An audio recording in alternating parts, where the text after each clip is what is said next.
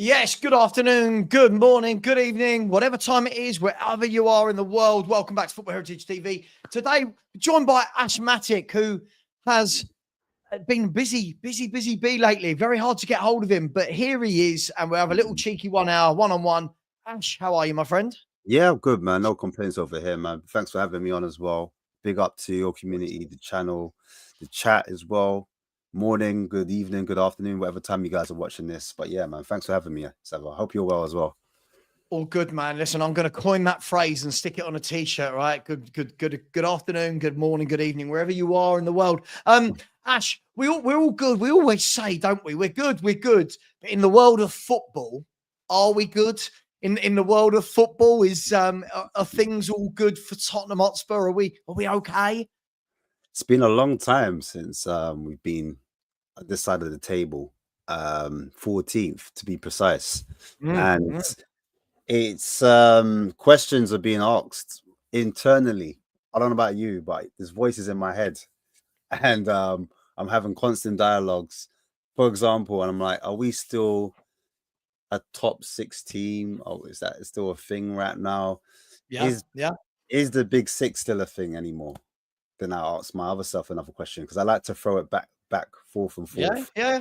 So yeah, can we get back into that top 6, that big 6? Can we be a threat next season? Do you know what I mean? So yeah, that's the questions I'm having and debates I'm having within myself quietly. Do you know what I mean? Before other people ask me. That you know that's a sign of old age and going a little bit crazy, Ash. When you're starting to have YouTube debates in your own head, you're playing both parts. It's called grief. It's called grief. 7 stages. Yeah. 7 stages of grief. I'm on one of them. Yeah. Look, I mean, it's interesting, isn't it? I mean, look, we are going to get into it, and I want to. Breaking news is going across my Sky Sports bar at the moment that Kai Havertz is out for the season. I'll let the Arsenal fans deal with that, though. But you're right. It's been a very long time since we've been looking at the bottom half of the table for this long as well. You know, there might have been times where we dipped into a 12th for a game, but then we're back up there. We're now 14th, level with 15th and 16th on the same amount of points, which are West Ham and Everton after their last-minute dramatic equaliser, which has riled up all of my Liverpool friends no end, which is wonderful to see. But more than that, Ash, I mean, we're going to talk in a bit more detail as we go on about where we go from here and about Lang and the direction of the club and the youth and all that kind of stuff. But more worrying than anything, Ash, is we've won a third of our Premier League games this year. A third. We've only won 8 of 24. That's truly worrying, isn't it? It's like, it's not a good place to be. It's not. And you kind of like want to make sense of it all. And I think that's what's happening when I say I'm going back and forth in my head and trying to get grips of it and think, is there a way we can get out of it? And I'm trying to plan in my head. I'm saying, like, is there light at the end of the tunnel? And me, I like to think I'm a half glass full type of person. I'm positive in life, but when it comes to my football club, it's hard, man. It's not easy. So yeah, I don't know. I don't know what the answer is, if I'm being totally honest. I don't really have the answers. I'm here to have that conversation with you right now. See if we can get to the bottom of it. Yeah, listen, I don't think any of us have the answers. I mean, look, we've all got our own theories. We've all got different levels of what we think should happen. I'm pretty forceful with mine, as I think you've known me for a few years now. You know how I think about Tottenham. But look, I want to talk about. I've said here, Savva and Ash discuss where are Spurs heading under the current setup, and I think that's really important because when Ange came in, it wasn't just that Ange came in. At the same time as Ange coming in, it was Scott Munn, Lang. It was all within 6 months. It was a brand new director of football, manager, head of what he's a football operations, whatever his title is, Scott Munn. And yes, it's only been 18 months to 2 years. So far, the trajectory is south rather than north. Is that a concern, Ash, that I expect there to be teething problems with any club? Yes. In any business. In any business, I expect there to be teething problems, but teething problems don't normally last this long. Is that a big worry? it's the world of football, I suppose, and I think that's why a lot of fans are reactionary. A lot of fans don't have patience because in football you don't get a lot of time. It's just the Yeah. truth Yeah. of the Yeah. matter. You don't get a lot of time, so you've got about 6 to 12 months to kind of embed your ideas, to get your philosophies, your whatever you want to project onto the world, the footballing world, what your idea is and what you think works and what's worked at other clubs and what's worked at other businesses where you've worked in industries. You want to put that in as quickly as possible, Mm. make ultra clear so everyone's on the same page, and then you push forward from there. And I think where we're at the moment is it's almost like we went one step forward and then a couple steps backwards Yeah. in terms of like the earlier stage where you know the press was loving us. We had a lot of positive press. We did. I think Ange won 2 to 3 London Managers of the Year awards or something like that, and then he won 2 or 3 Managers of the Month awards as well. Yep. Gary Neville was making jokes. Jamie Carragher was loving it. Do you know what I mean? And there was a feel-good factor around Spurs. And then before you know it, there was club conferences. Like Levy was doing things that he had never done before. He came out and he spoke. Like we've been asking for that as a fan base, and he actually came out and he was doing it with the manager. And so the culture had seen an uptake and things were looking positive. And that's what I mean.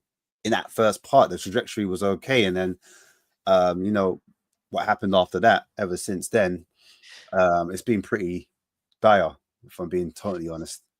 Yeah, it's a tough one, isn't it? Because, as I said, normally when a new manager comes in, and I think it depends on the size of the club. So obviously, when managers go into the biggest of clubs, you don't get a year to settle. You go into the big clubs, and their fans have got those handkerchiefs ready to wave.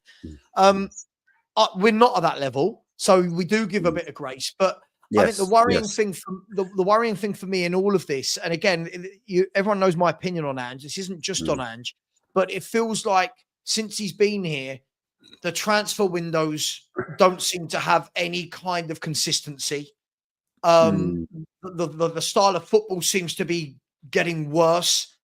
If we look at the 10 games in isolation at the beginning of last season, the football since then for me seems to be getting worse with every now and then we get a sample size of what it could be. I'll ask you this: is from a management perspective, is the writing on the wall? Like, I don't want to just sit here and go, should he be sacked? But the noise around it, Ash, the media attention that it's getting, other fans ripping the piss out of people like me and you every time we're on a panel show. Are we getting to that stage where you think this is inevitable? Yeah, I think the tide's always turning, and when you see from an outside perspective, obviously we're inside, so we're living in a bubble. But when other fans tell you about your club and your manager, and then the media starts to turn as well, and they're trying to set the manager up for fools, and those things are starting to become true now. It does look like the writing's on the wall, especially when the manager came out very boldly and made that statement in terms of winning. And now that doesn't seem like it's going down that route. Now it's like, yeah, we've got you now. And what do you have to say about that, if that makes sense? So I do think it's the consistency that was a worry for a lot of Spurs fans, where a lot of fans were hoping that, he came out the end of this fighting, swinging in terms of trophies, I mean, and we finished up in the latter because one thing, the league not going too well, but they had at least the cups to hang on to. And then once those 2 caps happened in succession, and the manner as well, not necessarily the scoreline, but it was in the way we went out. I think that's what changed a lot of fans' perception of where we were and how we were going. But there are still fans, of course, that hang on to a piece of hope because they do look at things, and I don't know if you want to go this way, but the whole injuries, because I know it's been done to death, but there's still a lot of fans out there thinking when we do eventually get these players back, which happens to be ironically on Sunday, by the looks of it, there's quite a few of them coming back against Manchester United. Whether they start or whether they're match ready or match fit is another question. That's another thing.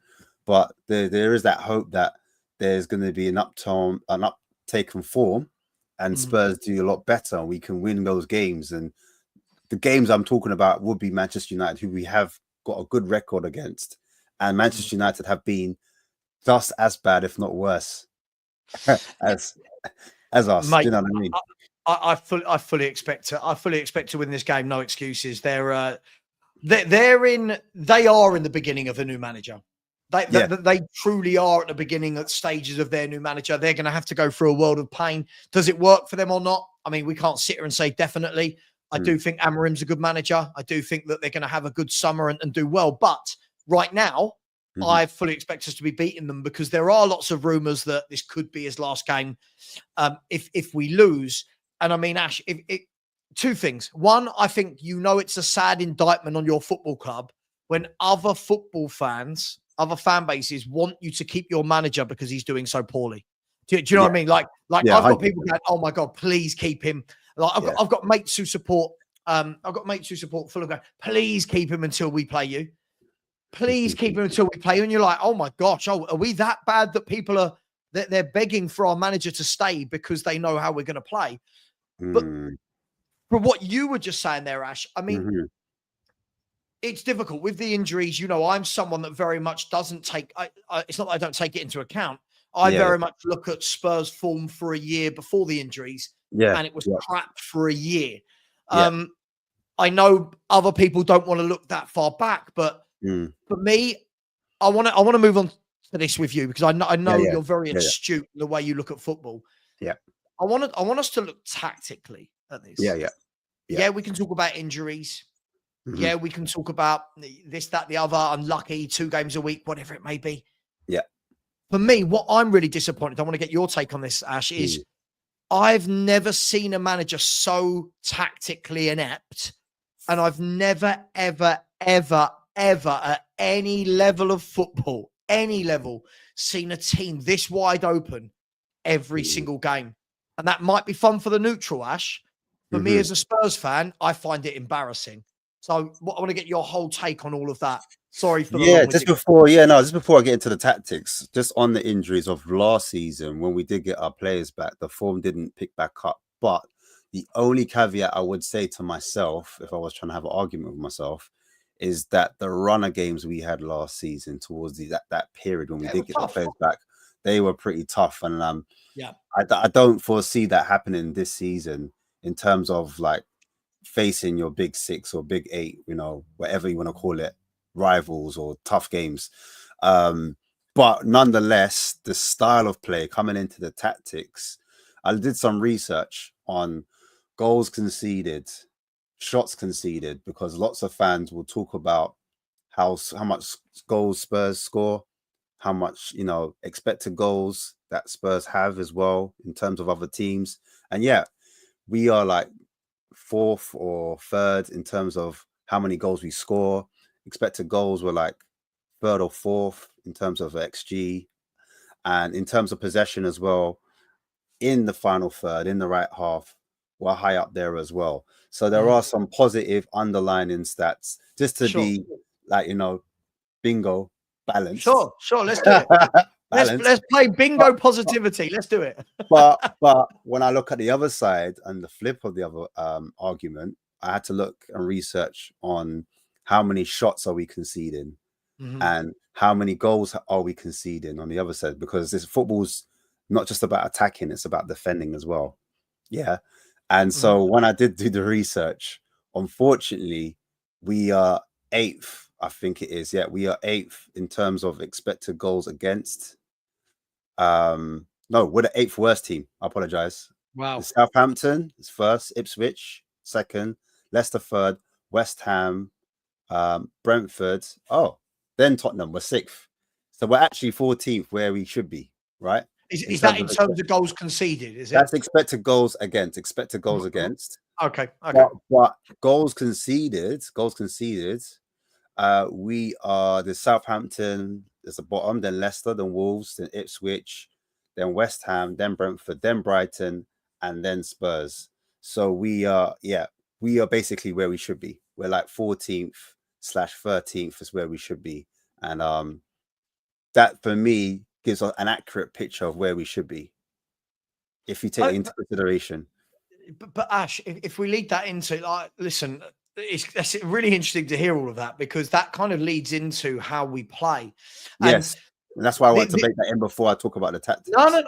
No, it's good. It's good. By the way, you type gits, like, subscribe. This is free for you. You like and subscribe to Ash as well, the Spurs Kings TV. If anyone in my chat would be so kind to put in the link, that would be absolutely amazing. Not my link. Everyone should know my link to Ash's channel, please. And we are 6 subscribers away from 16.6K. So that would be absolutely amazing. Look, Ash, the key thing for me is I get injuries, right? I get it. So when people just say, oh, Savva disregards injury, I don't. What I do disregard is, if you do have injuries, make yourself harder to beat. If you do have injuries, compensate for that. If you do play a gung-ho style of football, do have bodies at the back. And I'm sure you've seen my shows where I bring up all of these pictures of how wide open we are and where the fullbacks are when teams attack. I've never seen anything like it, Ash. And I'm old. I know I look young and sexy, but I'm actually getting old, Ash. And you know what I mean? Like, I've never seen it. This is why I thought, Ash, you're of age. I think I can safely say this. You remember the Ozzy Ardili days, right? Yeah. Right. Yeah. I thought that was wide open. Right? Yeah. This is just different level, Ash. The thing is, now they've got coaches that are able to, like, plan ahead, look at your weaknesses and exploit it. And Man City are the biggest examples of this. Do you know what I mean? They're ones that are really suffering. And I remember Pep bigging up, and she was like, they're aggressive. I like the way they play, etc. And then ironically, they're facing a similar problem to us, where teams are able to beat them in that transition and break through their attack once they lose the ball. And that's where they look shaky. With us, well, I think we're even more open than Man City, if I'm being totally honest, because tactically we play, as you know, two centre backs, and then we play with the defensive midfielder just in front. So essentially it's a 2-1, and then it's a 7, right? 2-1-7. That is the formation, if you think about it. So that for me is crazy. 2-1-7 is crazy. If we break it down a little bit further and put a little bit more nuance onto it, there are times when one of the fullbacks doesn't push back as high, and sometimes it can be a 3-1. It can look like a 3-1, but there's no protection for the defensive midfielder. So the defensive midfielder is pulled left and he's pulled right. And so positionally, Ash, do you mean all over what you just described is this picture where you've got 3 at the back, but no defensive midfielder because they've been pulled out to the right-hand side? Correct. Like Correct. And also, where, if you can see, Bergvall is playing where the numbers, the DM position, and Bentancur is playing the fullback position because Porro has jumped.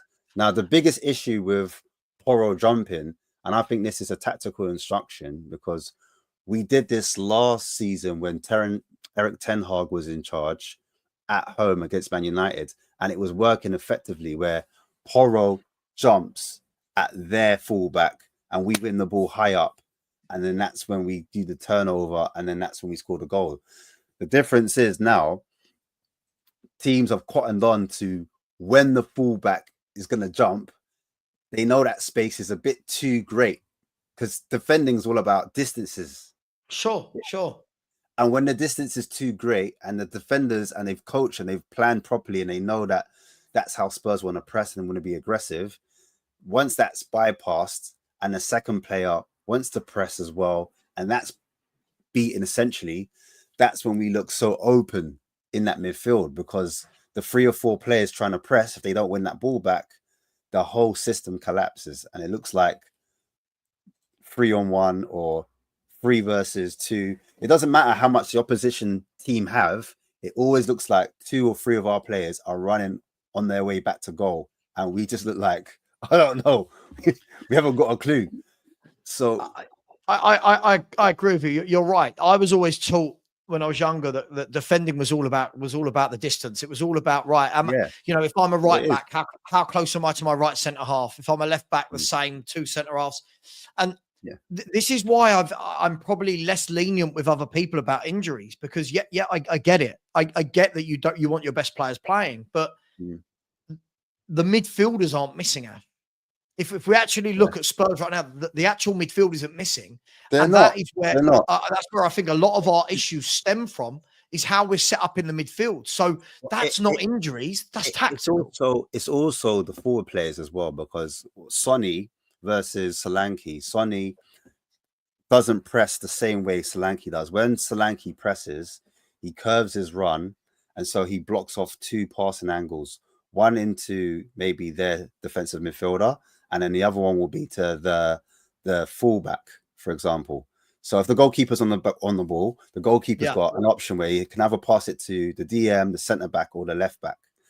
If he wants to pass it into the centre back or the DM, he curves that run. Sonny doesn't press the same way, in my opinion, from what I've seen, the same way Solanke does. And so that's a big issue with our pressing situation. And then if, for example, we had Mikey Moore, I'm not saying Johnson's any better at pressing than Mikey Moore, but the physicality of a Mikey Moore versus like a 23-year-old or a 24-year-old fullback in like Digne. I know Digne is older than that, but I'm just saying, for example, that the pressing is not going to be the same. And then the familiarity as well between Mikey Moore, Pedro Porro, and then whoever's playing in the midfield, maybe Bergvall, they might not know when to go, if that makes sense. So it's also about the relationships that these players know when to press, knowing how to shape their body, how close they need to get to it. And so that affects the actual press from being effective. So that's me trying to be fair as well and bake into the situation. I get it. The players, but a whole system shouldn't break down on the press, right? No, it shouldn't. But at the same time, you need your coach, and I think this is when I come down to the coaches. The coaching staff do need to coach the younger players or the players that are coming in, even if they don't have the time on the training pitch. They need to say to them, look, off the pitch, when they're showing in the pictures and the videos, this is what you need to be doing. You know what I mean? This is what you need to be shaping your body. Because I was watching a video. I know we're going to get onto Iriola, and he was mic'd up. Iriola was mic'd up, and he's on the training ground, and he's talking about the distances. He's like, don't jump yet. That's what he's saying on the mic. Don't jump yet. Don't, like he's teaching them. And if I look at Bournemouth, how they win the ball back, I think they're first, one of the teams, they're like one of the highest teams to win the ball back in the midfield, and they understand how important the engine room is and how important distances are in defending. And that's why it's slightly different, because people were like, oh, Iriola, he's the same as Ange. That's what we keep hearing. He presses aggressively as well. He's high line too. But there's nuances within the system that makes him slightly different, or a lot different to what Ange does. Do you know what I mean? Well, go on, sorry. No, do you know what? Listen, I think it's all good conversation. For me, as I said, I'm at the stage where we're nearly 2 years into him now. You know, by the end of the season, we'd have had 2 years of it. And I think the difficulty that I have is that we never ever, big up, Phil, we never ever see the tweaks. And by tweaks, let me change that word, Ash. I don't want to see tweaks. This needs major reconstructive surgery. This doesn't need a tweak. This isn't like everyone keeps saying, if you buy a 6, it solves it. I think there's so much wrong tactically. Look, I don't think you're going to lose every game, right? I don't think you know, this lose games. So I always find it funny that when we do win a game, everyone comes into my chat and Savva. I'm like, well, I didn't say we're going to play 38, lose 38. But this sheer volume of defeats, you have to look and say, how has he not worked out yet that what he wants to do in his mind might seem amazing? Yeah. What we're actually seeing on the pitch doesn't equate to that. Is there a halfway house? And for me, it just feels very much like it is this or nothing. And the best coaches will meet in here. The best coaches will meet in there, and this guy doesn't have that, Ash. You know what? He doesn't have it. He like, okay, we could say against Brentford, he kind of he sat the players a little bit more back, a bit more reserved. Sure. And he tried to copy and paste that against Liverpool. Didn't work. and then he reverted back to type against Aston Villa. One thing I will say is, because I looked at the data, and defensively, the high line that he does incorporate is the 6th highest line in the league. So he's not as aggressive with his line, even though it's still high. It's not as aggressive as like it once was. And in terms of the fullbacks, he used to invert both of them at the same time, giving them both freedom to roam how they want. Now I see it where one goes, one might drop back, like you showed in that picture. It was 3 of them, and Jed Spence was a part of the 3, and then Porro was the one that was high up. So that was a slight tactical nuance tweak that they might have worked on.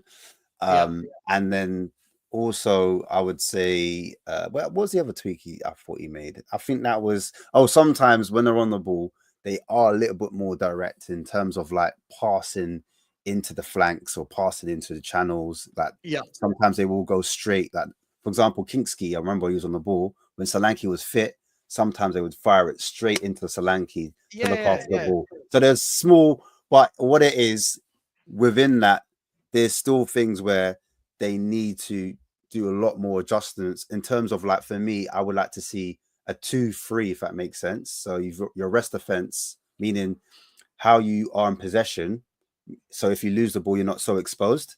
I'd like 2 centre backs and then 3 midfielders in front, or 3 centre backs and then 2 midfielders in front. So you've got 5 players behind the ball when we are in possession. Of course.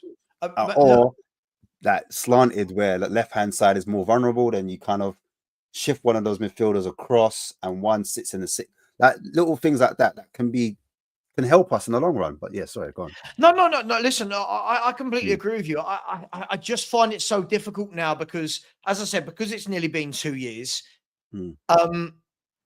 I'm just seeing the same thing every game. And what's sad for me is we've gone to Liverpool, for example, with, I don't want to say DMs. I don't think Saar, Bentancur, and Basuma are all DMs, but we've gone with 3 central midfielders that aren't creative. Right? Yes, they're not your creative players. And I'm sitting there thinking to myself, right, well, surely for the last few days in training, they've worked on, right, if we're going to do this at Anfield, stink it out. Let's have those 3 sitting in front of the back 4. Let's close the gaps. Let's make it difficult for A, for them to go through the middle, and B, not to get the ball out wide to the likes of Gakpo and Salah. We did neither of those things, Ash. Like we had 3 central midfielders, and Mo Salah is unmarked all game. Cody Gakpo's unmarked all game. They're running through the middle of us all game. And I'm just sitting and thinking to myself, does this manager know? Like, if you've always been an attacking manager in leagues where you can get away with this, Ash, does he know how to set up that midfield to combat the opposition? And I genuinely don't think he does, Ash. I genuinely know that he can't, Ash. I've seen it enough. And Aston, look, Ash, let me add on to that before I let you loose. Yeah. If we're looking at that Aston Villa game, right? How embarrassing that Aston Villa knew that 2 passes from front to back got them through on goal every time. There was 1 pass to beat our press, 1 pass in behind. And if it wasn't for sloppy finishing from Bailey, from Ramsey, from Marlon, from Rodgers, if it wasn't for sloppy finishing, Ash, that game's 6-7-1. Like they tore us apart. Isn't that truly worrying? Yeah, I think there's a couple of things as well with Liverpool. I think, like, in that first half, we were a little bit more solid than the second, if I remember right. But we had a few bozo moments in that midfield, meaning like Basuma. Kulusevski gave him a hospital pass, which he miscontrolled that first touch. And then that pass was nowhere near Saar. Saar was on the bike already, and he moved out of position. And then that's when that ball got played in. And then obviously Kinski didn't really help things against Liverpool either.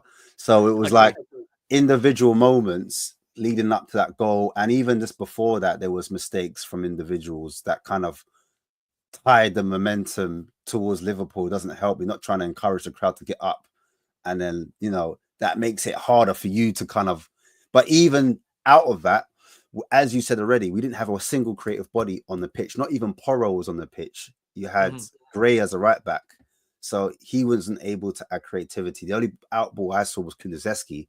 When Kulusevski got the ball, actually, when you're looking at it, he had no one to pass it to because Richarlison wasn't there a lot of the time. And a lot of time, Richarlison was running offside. Then he picked up the injury, tried to switch it up, went a bit more adventurous. And as we changed the midfield and put Kulusevski and Bergvall on into the midfield, it was too aggressive and it was too open because those players naturally want to get forward and make things happen. And that left Bentancur or whoever was in the midfield exposed, and then forwarded on to Aston Villa. And thought, all right, we tried the whole sit back, didn't work. We looked better when we had those players front footed. Against Villa, I'm going to start front footed. And the problem with that is, as I said already, those midfielders, Bergvall and Kulusevski, they both jumped. They both dived into challenges. You know, like as a player or as a manager, you're like, don't dive in. Because these players are good. If you dive in, they're going to turn you. What happened? At one time, I saw Kulusevski and Bergvall go for the same player. They dived in at the same point, and the guy just turned them. And guess what? We've got no midfield, no structure, nothing behind to protect it. And then Ash, imagine being a defender though in this formation. Oh my Lord, I'll be screaming at them. I'll be screaming. Forget whether it's Gray, Davis, Danso. Forget if it's Van der Ven, Romero. I don't care if it was Emerson Royale or Davis or Aurier. Imagine looking up every 2 minutes, going, "Oh my God, they're through. They're through again." Whether it's Morgan Rogers, whether it's whoever. Yeah. And I'm just grateful the other night that Ollie Watkins wasn't playing. If I'm brutally honest, if Ollie Watkins is playing in that game, he buries some of those chances. He does. Ash, the problem for me here is this: is we can talk about, and I agree to an extent. I don't always agree with Reezy. Big up to you, my man. So it's always individual errors, but Ash, when we're set up like this, it's a mixture. The biggest thing for me is that you called it earlier. Other coaches and other managers now, they know. Let's be fair. All week this week, Man United and Amorim would have been working on one thing mainly. There are loads of things, but one thing mainly: get behind Porro. You know it. I know it. We don't want to talk about it. Everyone knows that you'll be saying, right, whoever's playing left, whether that's Dorgu going down the left, whether it's Amad Diallo, whether it's Garnacho, you and I both know that they're going to be working on getting behind that left-hand side. And when every coach is figuring you out like that, that for me is a huge, huge concern. I mean, against Man United in the cup, I don't know if you remember that game. The 4-3. The 4-3. We were winning 3-1. We were looking comfortable, and then it looked a bit shaky because 4 Stars started making mistakes. So yes, individual errors again. However, as the game was going on, you could see Man United was starting to figure out how to get behind us, how to press us, how to build up 2 to 3 passes, be a bit patient through the middle, then work it out to the channels, and they were causing us issues. And I was like, please just blow the whistle. If it wasn't for that corner that Song whipped in, that game could have been very different because they had a chance just before that at the in our half. Do you know what I mean? They almost scored a goal. So those who are watching the game, I encourage you to go back and watch that Man United game, that FA Cup game, because that second half wasn't all smooth sailing. Yes, we could have won that game comfortably because it was 3-1. We were in control. But when those United players were ready, they were able to get the passes together, switch the balls out to the flank. And that's what I worry. As you just said, Porro's no longer checking his mirrors. The space is in behind. We're getting done. And I think teams are targeting that side as well on purpose. And they know that that's the side that's a bit shaky. So Danso, bless him, he's got a lot of work to do picking up after Porro's mistakes. Danso must be on the phone to his agent going, tell me there's a clause in there. Tell me there's a clause in there that this doesn't have to be an obligation. And listen, I think Danso's come in and done well, just on a tangent. I think he's come in and done well. But what a baptism of fire for him and Tell. They've come in and they must be going, wow, are we always this wide open? Like this is mad. Look, I want to move away from Ange because I do talk about Ange a lot. The last thing I'll say is this. I did bring up a lot of pictures yesterday. I'm not going to bring them up today, but unfortunately, whether or not we're saying, whether it's Porro, whether it's tactical, whatever it is, that's just another example for me in the last 18 months to 2 years that Ange hasn't realised that everyone knows to get in behind Porro. And the biggest example I can give of that was I was one of these people sitting here back in, I think it was November when we played Ipswich, saying, listen, we're gonna win Ipswich. And I'll tell you how I remember. I did the same thing. Right? I did the same thing. I actually gave away 2 tickets for that game. I think I'd made it to like 14K subs. I was like, right, gonna give away 2 tickets. And the guy who won them, was it Wayne or Warren who won the tickets? And I said, at least you've got a nice win there. You're gonna see a nice few goals, Ipswich at home. And I just remember Ipswich, again, they do what we don't like. They got 3 big centre halves, 2 wing backs that like to get down the line, 3 centre mids that want to sit in and be tough, and they want to counter attack. And I just remember Leif Davis, the left wing back of Ipswich, just having the game of his life. It was literally as if to say, I've got the beating of this every time. And they got him in. And it was that game where I truly realized this is now by design. Everyone's doing this. Look, I want to get to a couple of super chats, and then I want to move on to something other than Ange Postecoglou. Everyone knows my feelings; they haven't changed. I get asked every day, "What would make me change to be Ange in?" I'm at the stage where nothing. I'll be honest. I'm at the stage where nothing other than 14 wins from our last 14 games makes me want this manager. That's just me. Big up to Ethan Bates. Thank you very much, sir. Always very kind, very generous. Who has said, first, the narrative was that Ange deserves the cups. Now we're out. It's changed to we weren't expecting to beat Liverpool and Villa. Anyway, fans love the idea of the Starley promises without any substance. Ash, I'll let you take this. I've said that. I've said the idea of Ange is brilliant, but in real life, it's a different story. I'll be honest with you. It's a hard one to swallow, and I get why lots of fans do like him because of his personality, because of the commonality, like things people might have in common with him. He might remind them of a dad or a granddad or a mate that they might want to share, a beer with. And the fact that he's so different to Conte, where he doesn't throw players under the bus, how he doesn't think he's bigger than the club as well. Down to earth, makes jokes. He's funny. Do you know what I mean?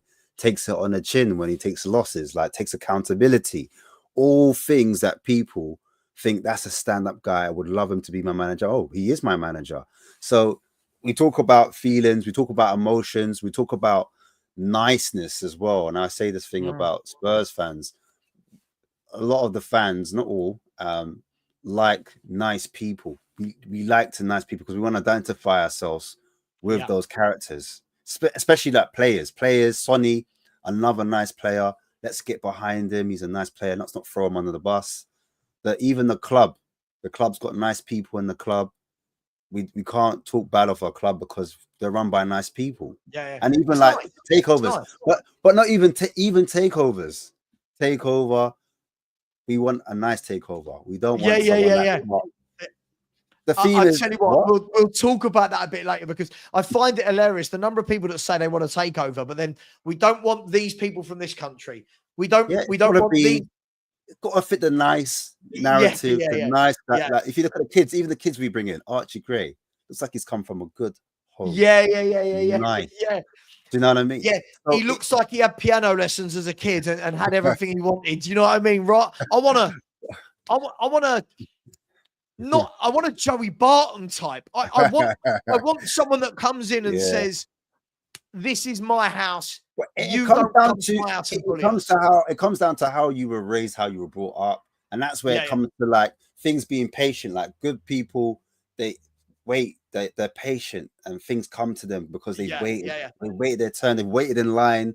Like that's what you're not meant to jump the queue. Do you know what I mean? Like these other clubs, you're meant to stay in line, do the right thing, pay your taxes.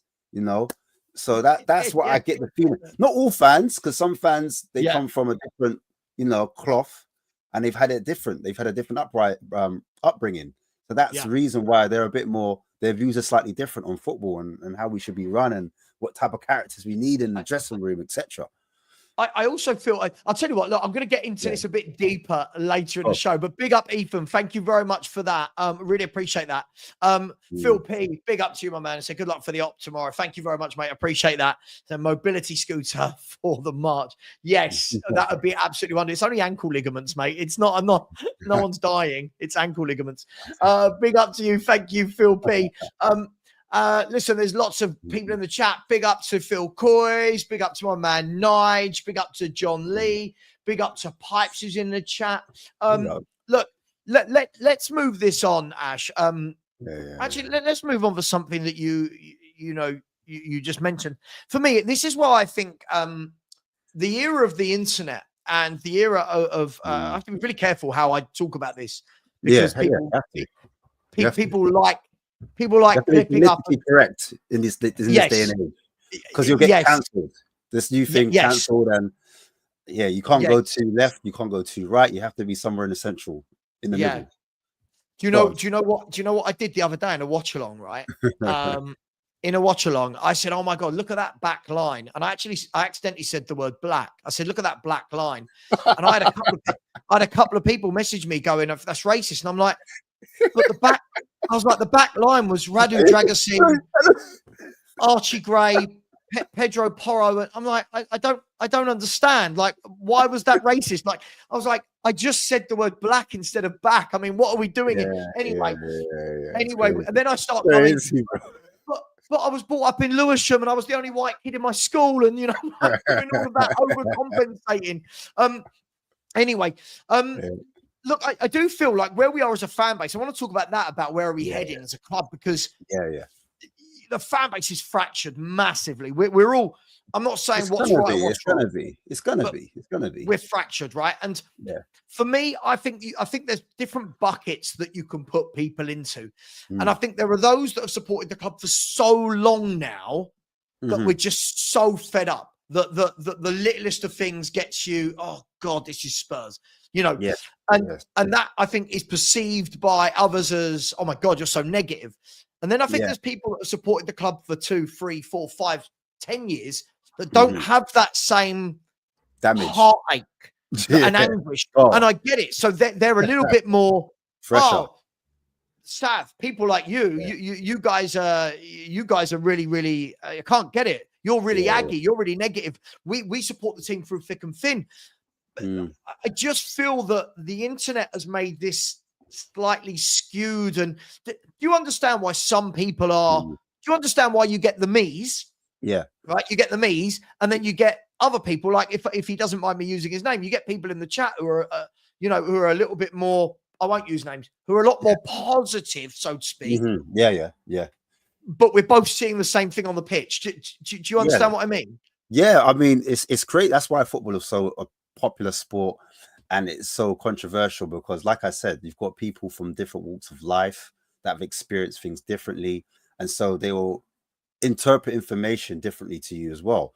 So you'll look at a football match and you'll look at the tactics and you'll be like, it's the manager, the tactics is on the manager.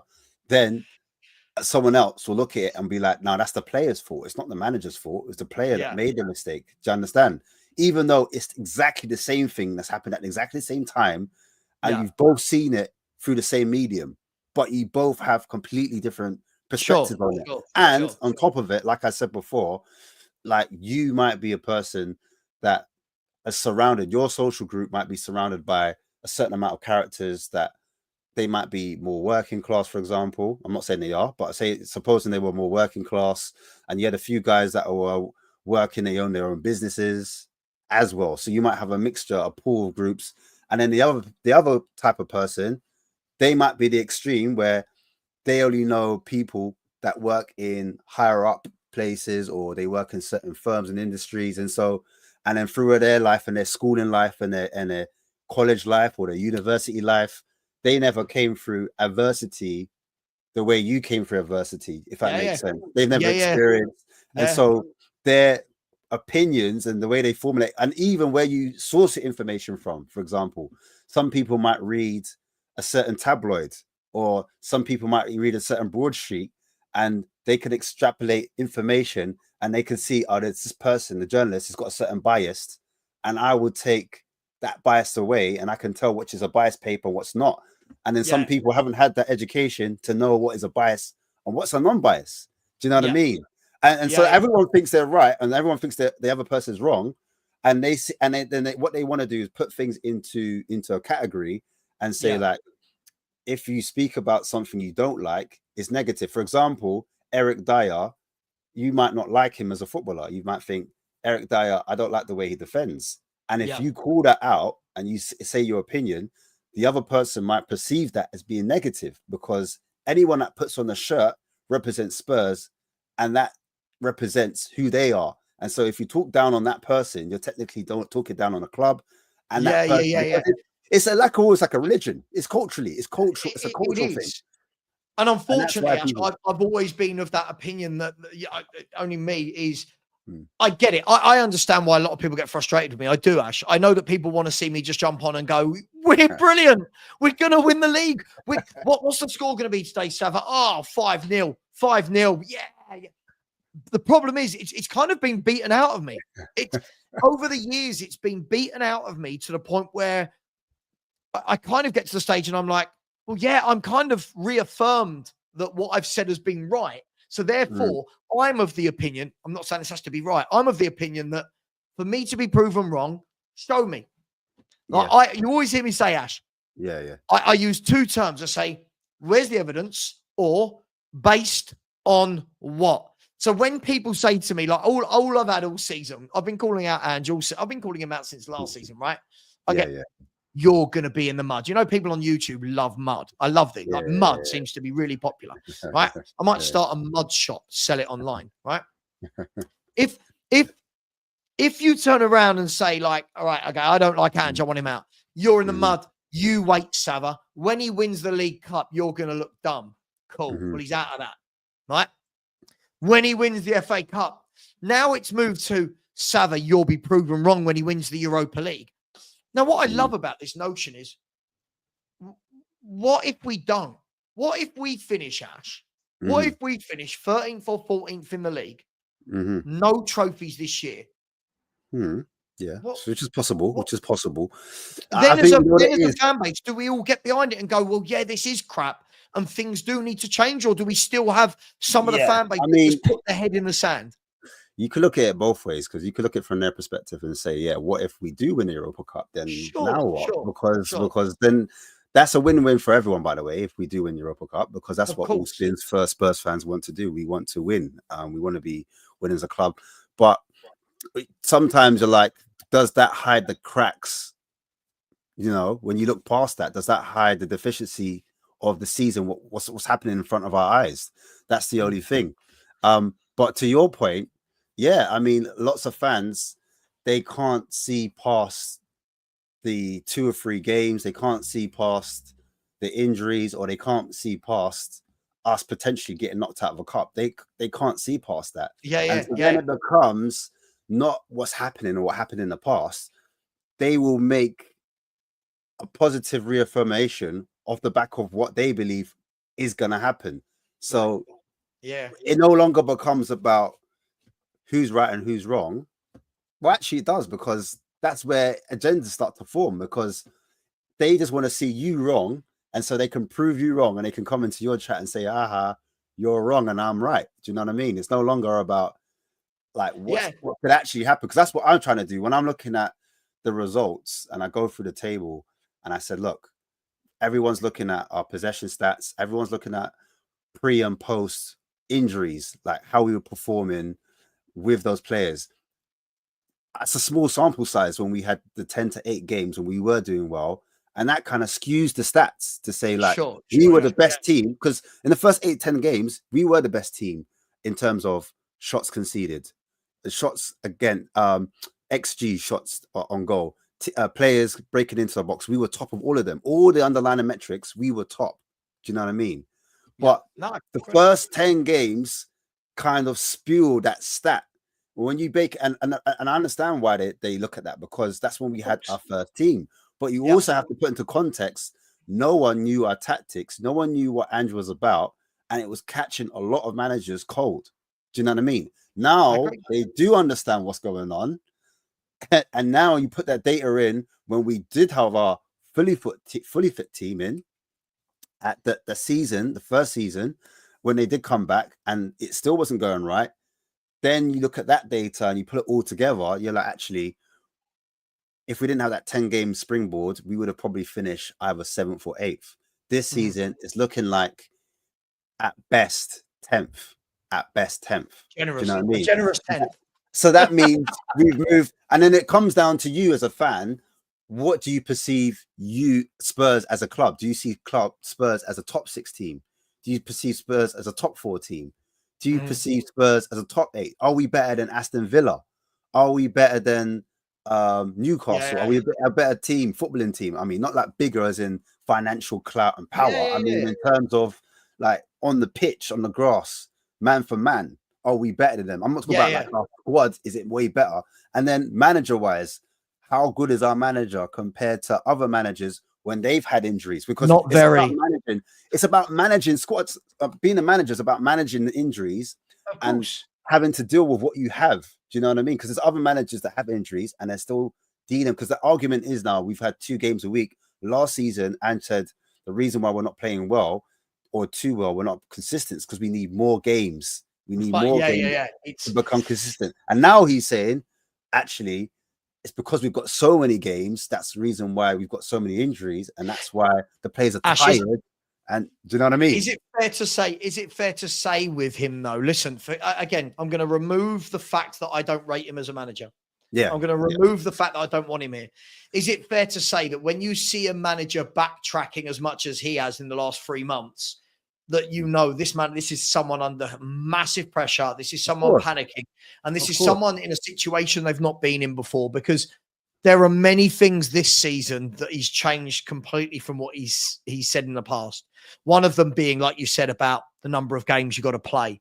And that's why when people say to me, Ash, and sorry, you know, let me get this out. When people say to me, oh, but Sav, you say this about Forest, you say this about Bournemouth and Fulham, but they only play once a week. Well, hang on.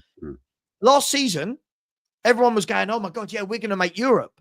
If you make Europe, don't then use Europe as an excuse. You made Europe, you wanted European football. Unfortunately, this is the part and parcel that goes with getting European football. You play twice a week.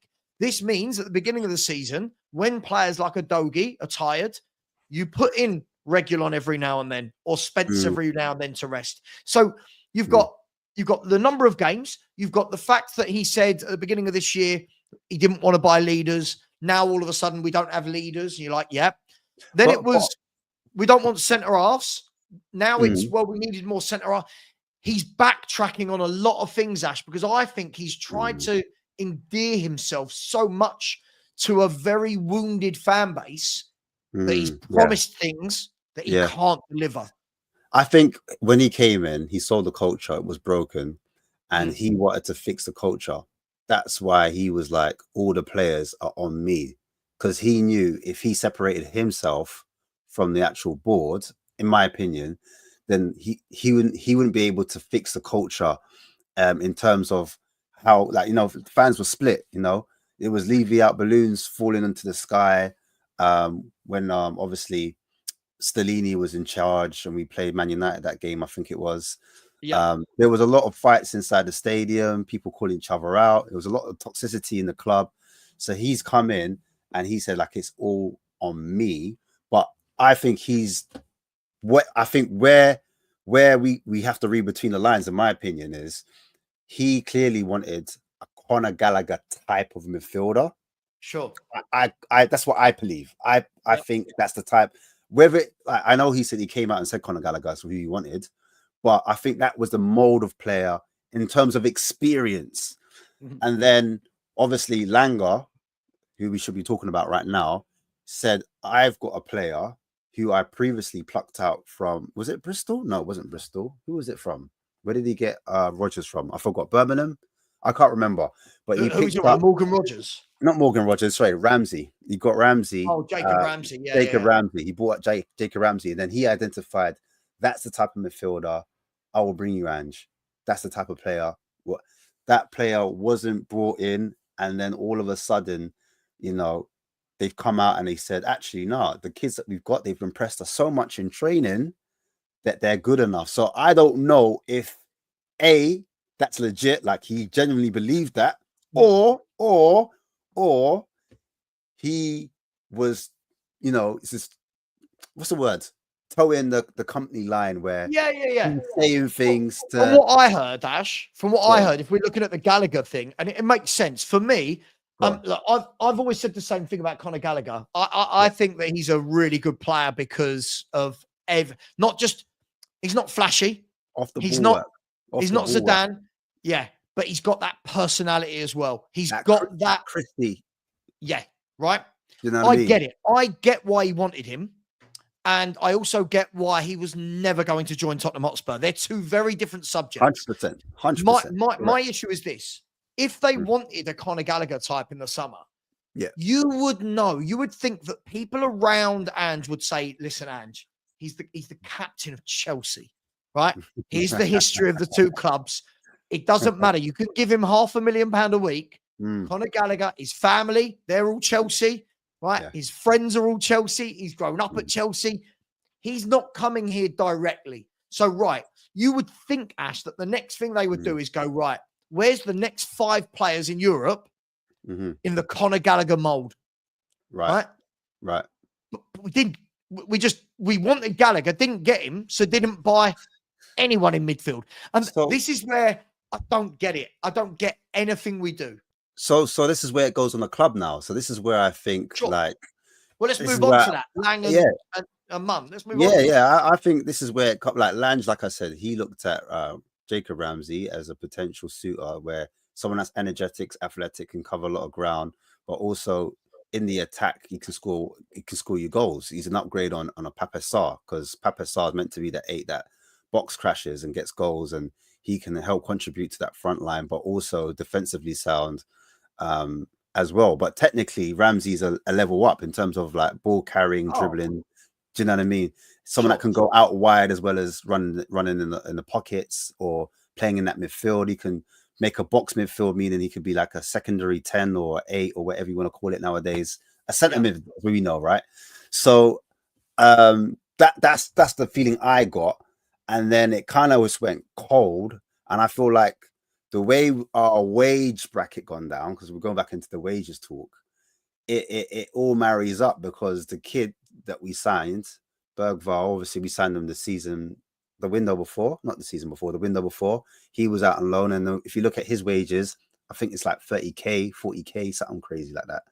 Then you look at Archie Gray wasn't quite healthy wages, to be fair, 70k compared to I don't know, some of our midfielders we got rid of, and Dembele, who is probably on a lot higher wages. I don't know how much he was on, to quote off the top of my head.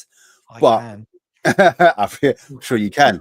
But there was loads of midfielders we got rid of. So we were slowly bringing on down that wage bracket.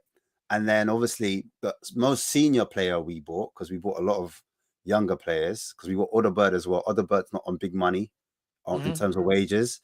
And then people are looking at the transfer fee. Oh, we spent big. We were spending money. We spent big on Dominic Solanke. Yeah, that's right. You got it. We spent big on Dominic Solanke. But when you I think there was amortization. I'm not sure if that's the correct word. But when you spread the actual initial purchase fee across 5 years, I think that's the contract that maybe Solanke might be in, 4 to 5 years, then that 65 million or 60 million where we broke our record, our transfer record, that becomes 10 to 15 million over each year plus the wages. It's not that great. Do you know what I mean? And so it's like we've been fans think that you turn around and go, there's 60 million in one go. Can't say he's not being backed. Can't say he doesn't spend money. Do you know what I mean? I get it, and I think this is the problem. We still owe a lot of clubs money for amortization. We do, and this is why there's a lot of issues at the football club. But the reason I brought that up to back your point up. So if you look there, the column where it says salary per year, if you actually look at the likes of Højbjerg going out on 5.3 million, right? Perisic on 9.3, Ndombele on 10.4. Right. Now look at the three kids: Gray, Odegaard, and sorry, Gray, Bergvall, and Odeberg between them even have York. got 8.5 million, right? 8.5 million a year in wages between them. Yeah. They don't even make what Perisic made by himself. Crazy. So, you know, listen, I get it from that aspect. Yeah. And this is why I always have to break this down. I don't expect an Ange to come in and win a title, Ash. I've never expected that Spurs should be challenging for a league title. That's never been my issue. My issue has never been, go on, you've been backed, go and win something. Mine's always been about his tactics. But I want to stay on this Lang. I want to go for another 10, 15 minutes or so. I want to talk about Lang. Yeah. Because a lot of Villa fans that I speak to, you know, doing the YouTube circuit like a baller, a lot of Villa fans that I speak to are like, yeah, we're really happy that Lang went, and we've been much better in the market since. And now it's difficult because football fans, you know, we say what we say. Sometimes is it true? But it does feel very much like, what's Lang been brought in to do? Was his remit to go and buy loads of kids? Has he failed so far? It's difficult, isn't it? What do you make of his appointment? So with Langer, it's a mixed bag, because obviously at Villa they changed his role when they brought Monchi in, and it was to like, I think it was like global sporting director, something like that, and he was in charge of bringing British talent through, so homegrown talent, and then also bringing through the youth, so players that are quite young. Before his job at Aston Villa, I believe it was FC Copenhagen, if I'm not wrong on that one. So let's have a look. His actual tenure, his actual experience, his work experience isn't that vast in terms of his links, his leg in the game, how much he can have bargaining power. He hasn't been that director of football for that long. In terms of like a top job at Aston Villa was probably his first big role. Do you know what I mean? So I'm not expecting him as a sporting director to be excellent. In fact, I feel like the club were cutting down, similar to when one brought in Ange, we're cutting down on the bills, because Ange is on not as much money as our previous manager in Conte. So you've got a manager we've cut the wages on, who wasn't our first choice. I think he was like the 5th or 4th choice. And then you've got a sporting director that's coming in who is also not on crazy money, that doesn't have a wealth of experience. Then you've got the manager that's bringing in coaches. When he first came in, he had no coaches. So that was a cost taken down as well. And then if you break it down, the coaches he did bring in were from Scotland. They're not going to be, it's not crazy money. And again, but I look at Langer now and I'm like, and I look at Paratici and I think Paratici, he's had a lot more experience, a lot more years at clubs that are bigger than our clubs. Do you know what I mean? So he's got more contacts through different agents, through the wealth of experience that he's been doing through the years he's been doing. But at the same time, I don't know if Langer has looked at a few European prospects, young players that could help us. For example, Ryan Cherky, I don't know if you know him. Last summer, I think that's a player he really liked and he's identified. Don't quote me, but you know what I'm saying? This is a player he really liked. Anything you say on YouTube, I'm clipping it and quoting it, right? So that's how it works. So that's a player he really liked. But remember, where he plays at Lyon, right? He plays for Lyon. And if you remember, Daniel Levy, when he went to get Ndombele, he clashed with the chairman in terms of negotiation deals, and that was going on back and forth. You know how Daniel Levy's quite stubborn in terms of his negotiating style, and actually pissed him off. It actually pissed off the chairman of Lyon. Anyway, fast forward then to Daniel Cherky, when he's trying to acquire his business, when he was trying to get that player, the deal was there to be done. It was about 10 or 15 million, really cheap, because you know they put a new clause in his contract to make it 22 million. That's the contract you can get him out now. Anyway, before that, he was peanuts, 10 to 15 million. You could have got him on a cheap. But the chairman was like, this kid's got potential. What I'm going to do is put a clause on the contract to say, 30%. Anything you sell him for, I get a 30% kickback on. Do you know what I mean? Yeah. And you know, Levy's a specialist at that. He likes doing all those type of deals, but he doesn't like it getting done to him. So he heard that deal, went to go to buy the players, a 30% kick on. Nah, you know what? Forget it. I don't want that. I want the 100%. If I sell him, he's my player and I can do what I want with him. So it's deals like that where I'm not sure if Langer has identified certain players and then Levy or the club have put stipulations and said, oh, you can't get that player, or you can't get, because I don't know where that rumor of Prince Ramsey went.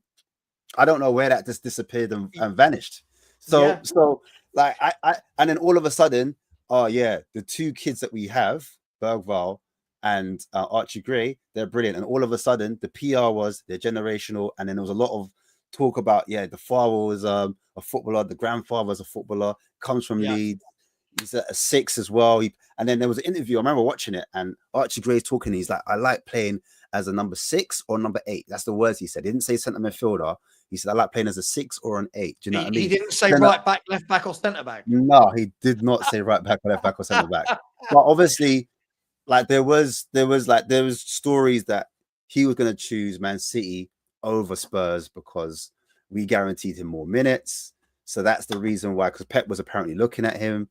And that's the reason why he chose us over him. But like, here's where my conspiracy comes in. And this is where I'm not sure about Langer. I'm not rating Langer, by the way. I'm not saying Lange or Langer, whatever you want to call him. I'm not saying he's right. He's the right man. I'm just throwing a conspiracy out there. Was it because there was other projects going on where the club were trying to lower the wage structure, lower the bills, so we look more attractive to outside investors? And so there is a hotel, and like, guys, Chris Cowlin, I watched the channel and I saw it in the summer, and he was talking about, oh yeah, outside the South Stand, they're looking to build, they got the permissions now to build this lovely hotel, and that hotel is 350 mil.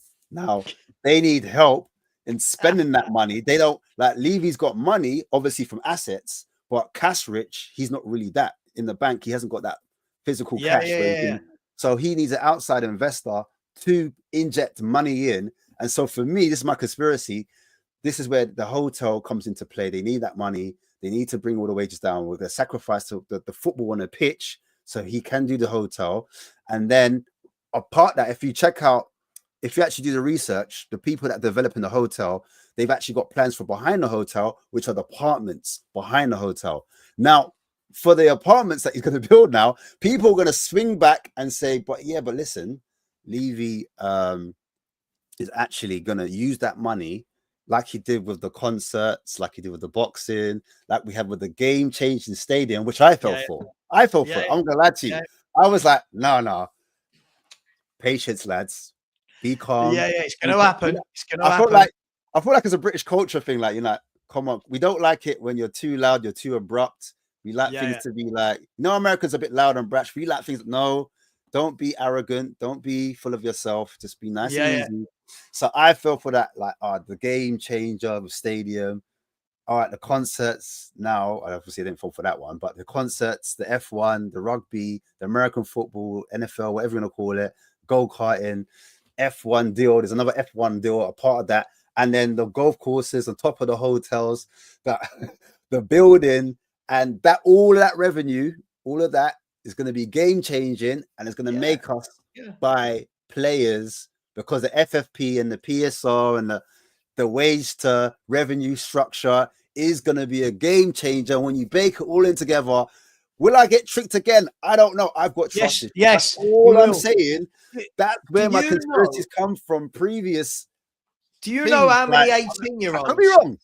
Do you know how many 18-year-olds Daniel Levy can buy with all that profit that you're talking about? Look, I think that sometimes we have to remind ourselves that we are a football club, and you would the number of announcements that come out of the club that are nothing to do with football.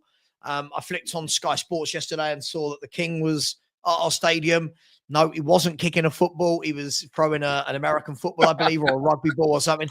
And sometimes you just have to give your head a little wobble and go, it is a football team I support, isn't it? And like, I've got a couple of super chats I want to get to, but go on. To end the Johan Lang point, I've just had a look, and you were right. Lang was with Copenhagen for 10 years, and then moved to Villa, so he hasn't really had a lot of skin in the game. that's why we're linked with, by the way, Rooney Bargi, who plays. He's a Swedish young kid. Obviously, we've got Bergvall, and he all look up to Kulusevski. Kulusevski's the guy. So that and he scored against Manchester United. Was it in the Champions League? He scored against them. Correct me if I'm wrong. I think he scored 2 goals against them, and they ended up beating Man United. And actually, Man United ended up getting knocked out. Yeah, that's it. Yeah, that's correct. Yeah. It was Rooney Bargi that scored the goals that gave him the killer blow. No one saw it coming. So he's got a lot of big hype at the moment. And so again, Langer's in that market, he's Scandinavian market where he knows that quite well. And that's where I expect, I wouldn't be surprised if we sign him. He's a left-footed right winger that's got 7 goals this season. And I think the season before he scored like 10 plus goals. So I wouldn't be surprised. In his teens yet? Huh? Is he in his teens yet? I think he's 20 now. I think he's my God, he's too old. I can't be signing a 20-year-old. I don't know. Let's put a 20-year-old. I'm not sure. But I just looked, and the difference is Aston Villa upgraded to Monchi, who'd been the technical director for 23 years at Sevilla and Roma. That's right. You got it. And during Monchi's time at Roma, no, that's a lie. During Monchi's time at Sevilla, they've had the best period of their history, and they won 11 trophies in his time while he was there as director of football. So it goes to show, doesn't it? I want a Monchi. I want someone like that. I don't want Langer. But look, let's get a couple of super chats. The first one is from John Lee, who says, Savva, I'm done with the season, but after ankle surgery, don't get hamstring injury like our players. We need a live broadcast. Yes. Yeah. Listen, everyone seems to think that my injury is based upon Ange Postecoglou. It's not, I can assure you. But thank you very much, John. Injuries afoot at Tottenham Hotspur. And here, the next one is a question for you, Ash. And I do want to end the show in the next 5 minutes. I've got a few bits that I need to do before a big day tomorrow. James Watts has said, who would Ash like for manager? I said it before. I said I like Areola. I like the way he defensively sets up differently to Ange. I feel like, as I said before, in terms of like where he wins the ball in the midfield third as opposed to the attacking third. Slightly different. He does press aggressively, but again, it's slightly more direct than Ange. We rely on short, accurate passes, and when those short, accurate passes aren't accurate, and we make a few missed passes, that breaks up our momentum. It slows down our flow.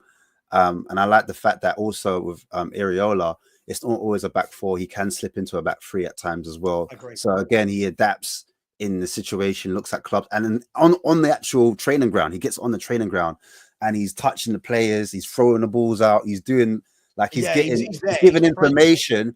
And I saw what Dominic Solanke was with I forgot his name now. It's gone past my head. But O'Neill. Yeah, Gary O'Neill. Gary O'Neill. Yeah. So I saw the improvement from 7 to 9 goals with Gary O'Neill to 19 to 21 goals with Areola. Do you know what I mean? And that's with working on players, improving them, saying, look, like under O'Neill, you're playing a bit too deep, or you're playing a bit too in this position. I need you closer to the goal line. And then this is how we get to, we're going to play the ball into you, and then you're going to feed this. So I like those type of nuances with my coach. Like he's more, and if Spurs are going that route, then the sporting director, whoever they bring in, he'll be able to bring the player on and improve them or coach them in the system that, that might be suitable. That's why I'd say Areola, in my opinion. Ash, I don't disagree with you. Do you know all I've said for the next manager I want a coach. I need somebody that doesn't just say, this is my one tactic, I don't know what to do, players are out injured.